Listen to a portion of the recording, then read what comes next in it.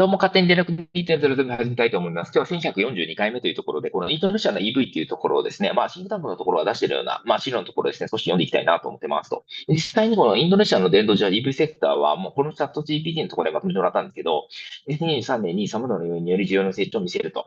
で EV の浸透率、4輪 EV の浸透率は2023年全国内販売車の約5%に加速すると予測されると。2022年は2%。この成長は新しい、より手頃な価格の EV モデルの導入より主に推進されており、政府補助金が価格割引の形で実現すれば、この率が5%を超える可能性がある。だから日本よりも、肌感少し多分 EV の浸透は大きいのかなという感じですね。で、消費者の準備、PWC による消費者調査では EV の戦略的採用に焦点が当てられ、グローバルな持続的可能性の目標を進化する消費者の要求に対応しています。この調査は、インドネシアの消費者が電動車と電動バイクにどれだけ準備できているのか、および EV 業界の将来の可能性についての洞察を提供することを目的と。脱炭素化の取り組み、EV はインドネシアの道路交通セクターの脱炭素化のための重要な技術、特にかなりエアポリューションの関係ではあるかなと思います。には交通セクターを電化するための努力の一環として EV 産業抵抗システムの準備状況を追跡と。で、生産市場、東南アジア最大の経済大国であるインドネシアは、グローバルワイな EV 生産の重要な国として登場と。ムービングインドネシアというイニシアティブは、インドネシアのEV 生産市場を構築するための多くの利害関係者と協議を促進し、電動二輪車などの EV 化に焦点を当てていると。で、燃料依存、IESR の報告書によれば、インドネシアの輸入燃料の依存は2022年末に補助燃料価格の上昇にインフレを引き起こしたと。このシナリオは2015年から2020年までの間に年平均1.2ミリオンキロリットルを増加したと。実際に燃料消費を緩和するために EV への移行の必要性も強調。だから石油の輸入輸出、エアポリューション、あるいは脱炭素化ということで結構な要因でいろんなところで電動化っていうのが、日本よりも進みやすいような状況が結構あるのかなというところを受けていますということですね。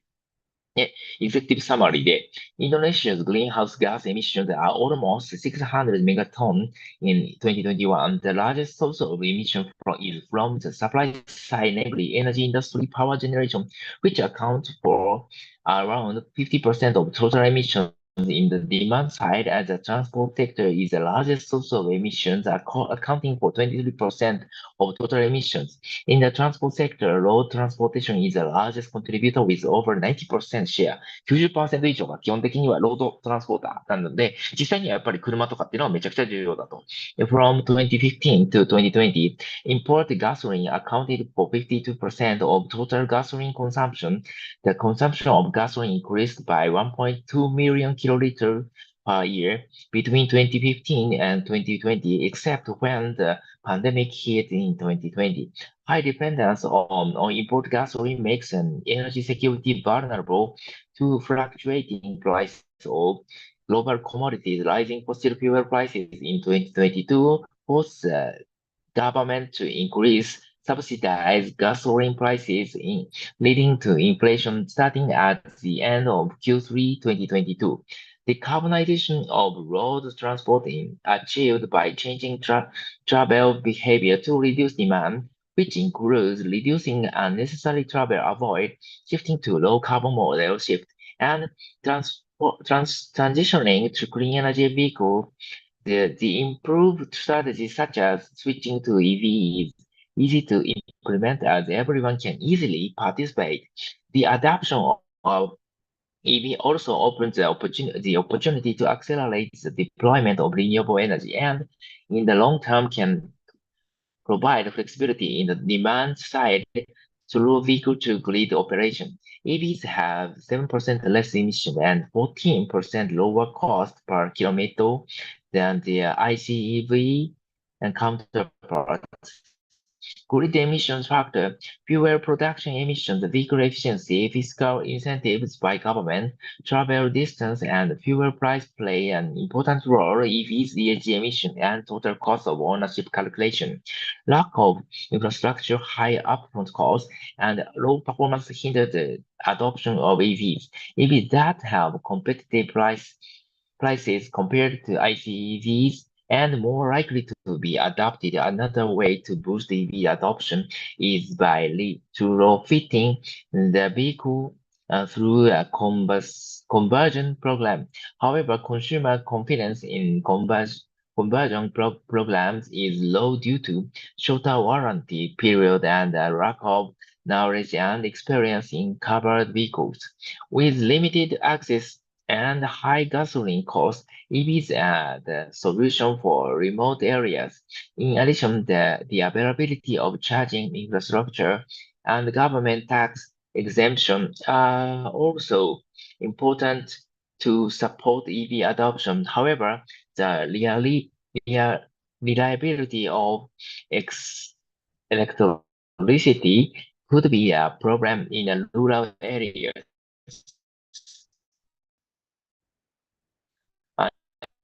EV policy in Indonesia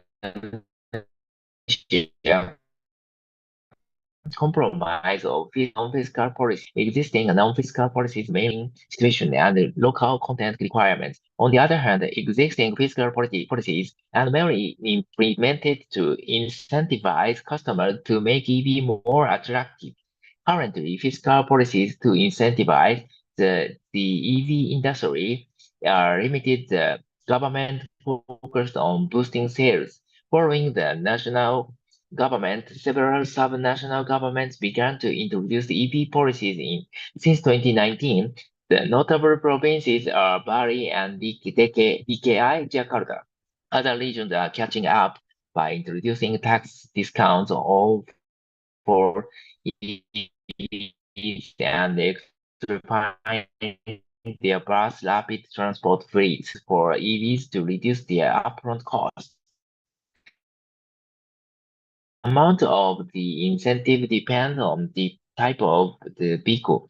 However, despite the reduced cost, some vehicles are still too expensive to purchase for most people. For instance, some middle-class EV cars, E4W, are still priced at ideal 500 to 600 million after cost reduction, while it's affordable by less than 0.1% of customers. On the other hand, cost reduction incentives for motorcycles are more effective since they are make each to the prices much cheaper.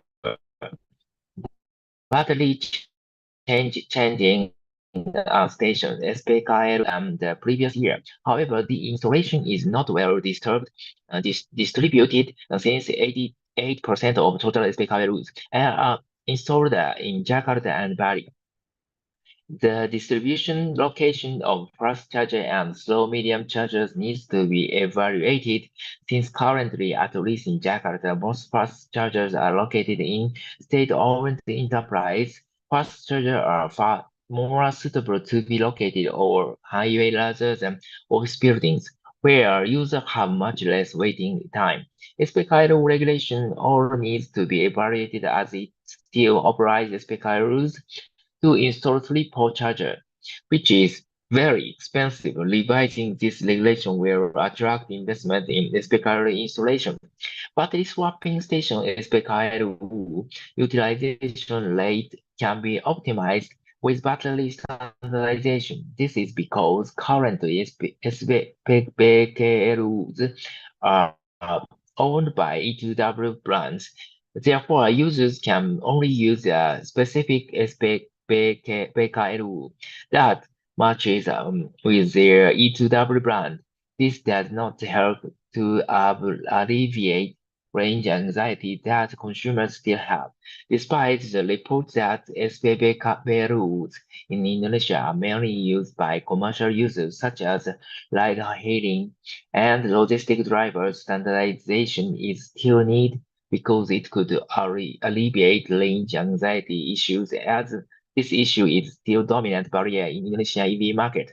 The ban on nickel ore experts have resulted in the rapid growth of upstream battery-grade nickel refining facilities, with at least two H-power facilities already in operation and three more expected to build in the next few years. However, the MHP produced with the estimated production rate of 657 kiloton per year has not been absorbed by the midstream industry to continue in the local battery producer industry.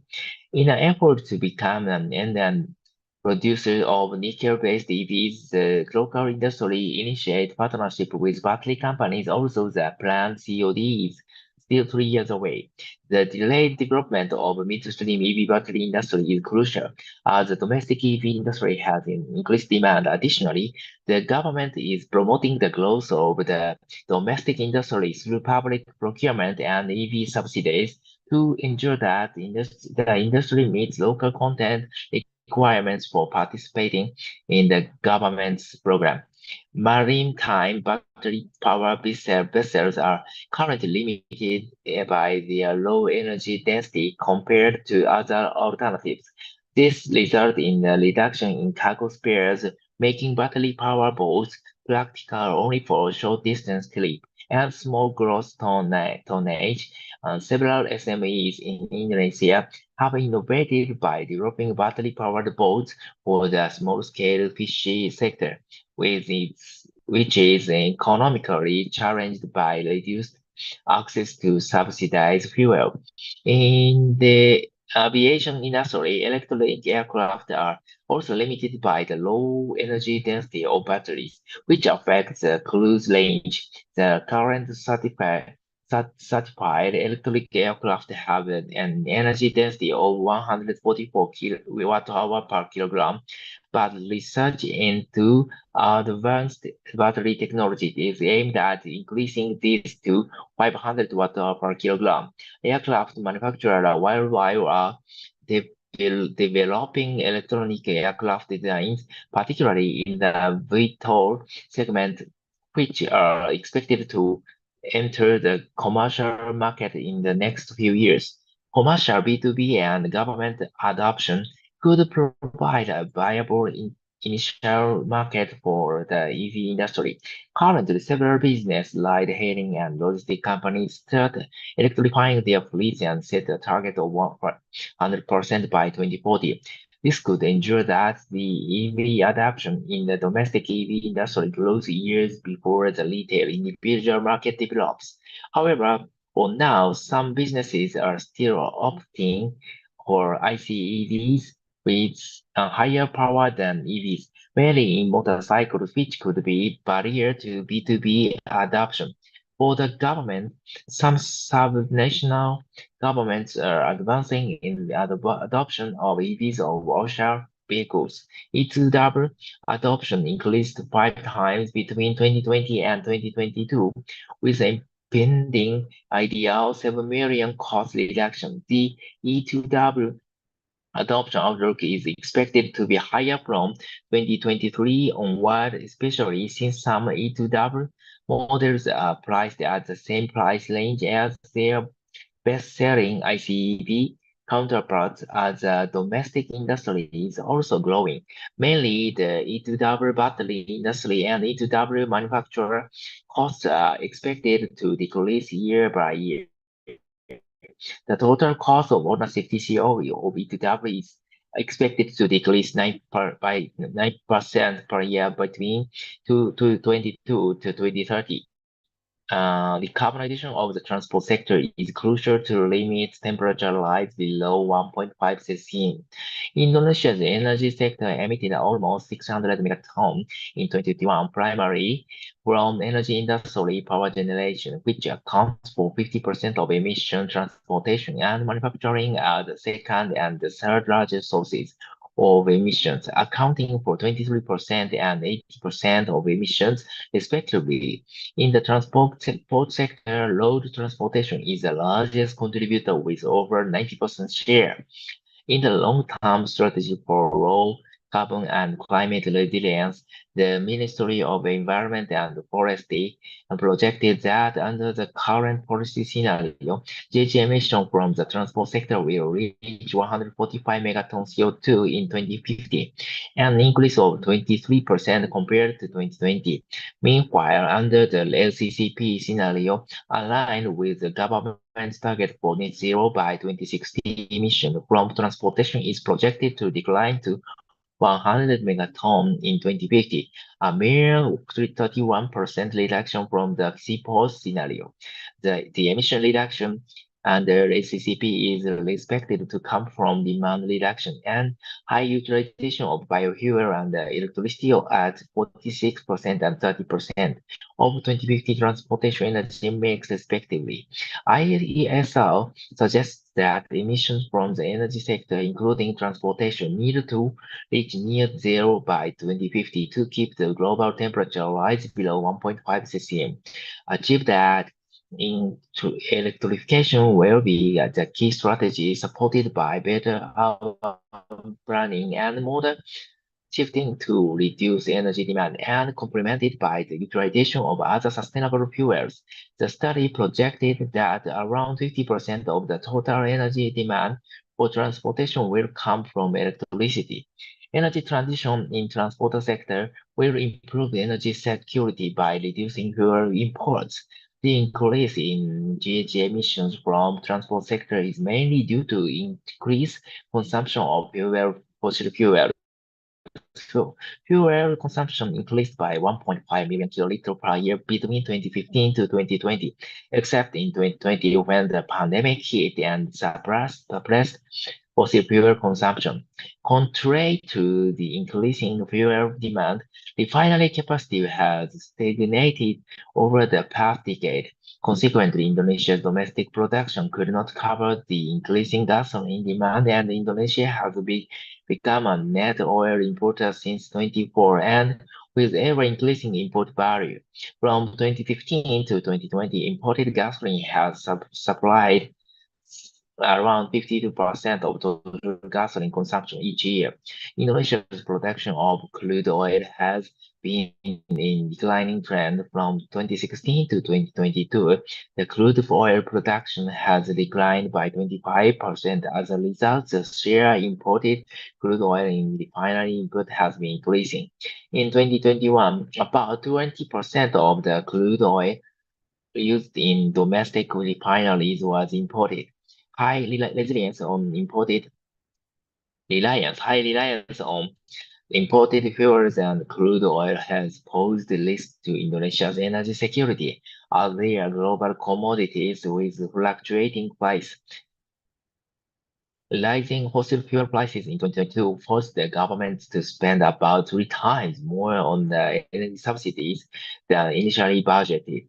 The government's decision to increase the subsidized gasoline retail price in the mid-2022 resulted in the inflation, causing the customer price index to increase by 5.95% in September 2022 and 5.71% in October 2022 YOY, switching from petroleum fuels to less fluctuating energy sources such as electricity in transportation could help mitigate this issue in the future.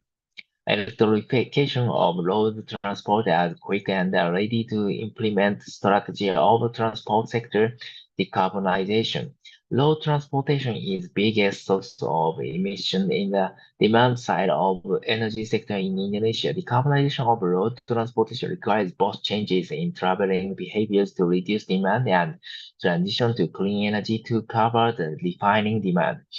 A similar concept is also suggested by the avoid shift improve strategy. Changes in traveling behavior are achieved by reducing unnecessary travel and shifting to low carbon modes, while transition to clean energy is achieved by improving efficiency and switching to electric vehicle or low carbon fuels. Switching to electric vehicle EV is a key strategy to road transportation decarbonization, as it has the potential to reduce emission currently with the power sector decarbonization. The increased electricity demand from EVs would provide an opportunity to accelerate the deployment of renewable energy. In the long term, it could facilitate the deep integration of RE by providing flexible demand through vehicle-to-grid operation. The emission reduction potential of EVs can be obtained at low cost or even negative cost. The total cost of ownership (TCO) of the passenger EV could be lower than the comparable internal combustion engine vehicle (ICEV) for riding-hailing service providers. Switching to electric two-wheelers allows them to save up to IDR 7% 700,000 per month. In addition, unlike the avoid and shift strategy, which requires government's systematic planning, everyone can participate in improved strategy by purchase EVs. EV already emits less GHGs than conventional vehicles, but more aggressive early penetration is needed to decarbonize road transport. At the moment, EVs have lower emissions per kilometer than ICE counterparts. The source of electricity generated is an important factor in reducing emissions from EVs. With the current power generation mix, national average electronic two-wheel E2W and electronic for four-wheelers E4W typically emit 18% and 25% less coal CO2 per kilometer over their lifetime than their ICE counterparts. However, due to the lack of RE in PLN electricity planning by 2030, there will be only a further 6% and 8% reduction of emissions by E2W and E4W, assuming constant vehicle efficiency. In controversial two-wheelers, two-W case where two-wheel way-to-way emissions from vehicle operation, including fuel combustion and fuel production, accounts for around 60% of total CO2 emissions, while manufacturing accounts for the remaining 40% in E2W way-to-way emissions from operation. Electricity production are lower, while emissions from manufacturing increase due to battery production. Emissions from the manufacturing process could be significantly reduced by converting existing two-way to E2way, resulting in over 50% reduction of life cycle emissions compared to two-way. In conventional four-wheeler four-way cases, the biggest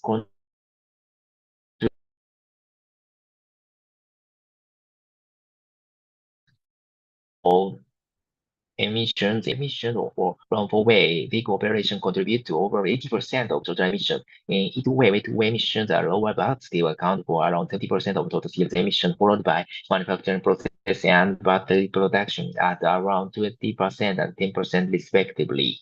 Despite having a higher upfront cost, EVs already have a lower total cost of ownership than comparable ICEVs. EVs have a high upfront cost compared to the ICEV equivalent. However, battery as a main component of EVs has shown a price reduction trend in recent years. Thus, EV prices is expected to be more affordable in the next few years. Despite the higher upfront cost, EVs have a lower TCO than the ICE equivalent. The lower TCO is mainly due to significantly lower maintenance fees and fuel costs. In addition, several incentives provided by the government, such as the reduction exemption of vehicle title transfer fee and tax, also play a role in further lowering EV's TCO. In a two-way market, the conversion program could further reduce the TCO of E2way. In contrast to petroleum fuel, the government strictly regulates the electricity price and has been postponed the electricity price adjustment for the past few years. Meanwhile, gasoline prices, especially in 2020, have seen some fluctuations in line with the global market price. As a result, the cost of electricity per kilometer traveled in the EV could be 1.5 to 7 times cheaper than the cost of gasoline per kilometer traveled in an ICEV. It should be noted that TCO and emission calculation is very sensitive to several factors such as the price, vehicle efficiency, total travel distance, fuel and electricity price, and taxes and incentives. For example, comparing the TCO of the cheapest EV and the most popular ICEV will show less favorable results for EVs regardless of performance and class differences. Meanwhile, increasing the total travel distance will be more favorable to EV due to greater saving in fuel costs. That's all.